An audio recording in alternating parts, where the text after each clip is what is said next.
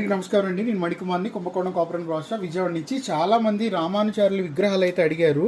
యాక్చువల్గా రామానుచారుల విగ్రహం అయితే మీకు చాలా చాలా స్పెషల్ కలెక్షన్ చూపిస్తున్నాను. పంచలోహంలో మనకి చిన్నజీయర్ స్వామి ఆయన స్థాపించారు కదా హైదరాబాద్లో, సేమ్ అలాగే ఉంటుంది అనమాట మోడల్ వచ్చేటప్పటికి. సో చక్కగా మన ఇంట్లో నిత్య పూజకి అనువైన విగ్రహం అనమాట. అలాగే మనకి రామానుచారులు మన ఆయన ఈ భూమి మీద నడిచిన గురువు, మన గురువు. సో 8వ శతాబ్దానికి చెందిన ఆయన అనమాట. అలాగే ఆదిశేషుడు ఒక అవతారమే శ్రీ రామానుచారులు.